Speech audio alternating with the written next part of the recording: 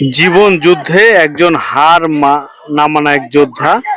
তিনি দুইটা পা নেই তার, তবুও তিনি কারো কাছে ভিক্ষা না করে, কারো কোনো সহযোগিতা না নিয়ে এই মানুষটা দেখুন একাই ডিম বিক্রি করে এবং বিভিন্নভাবে তিনি জীবন পরিচালনা করে আসছে। আমাদের ক্যামেরার সাহায্যে দেখতে পাচ্ছেন যে তার দুটি পা নাই, তবুও তিনি কারো সহযোগিতা না নিয়ে নিজেই কিন্তু পরিশ্রম করে যাচ্ছেন দিনের পর দিন। তার একটি ঘর ছিল, সেই ঘরও কিন্তু খুব ভাঙাচোরা ছিল। আমরা এই মুহূর্তে একটু তার কথা শুনবো যে তার কেমন আছেন তিনি এবং কি সমস্যার মধ্যে আছেন, এগুলো একটু শুনি। আমি আল্লাহর মর্জি আমি বর্তমান এই ডিম বিক্রি করে 200-300 টাকা কামাই করি, এতে আমার সংসারে খুব টানাটানি, মানে আমার সংসার চলে না। হ্যাঁ, বাড়ি একটা ঘর ছিল, ঘরটা ভেঙে গেছিল, কোন রকম সারছি বাঁশের খুঁটি মুটি দিয়ে, এখন ওই অবস্থায় আছি।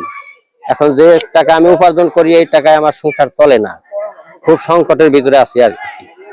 এখন এলাকায় যারা আছে যারা অনুদান টনুদান যদি দিত তাহলে আমি আর কি উপাসনা পাতাম, আমি বাঁচতে পারতাম।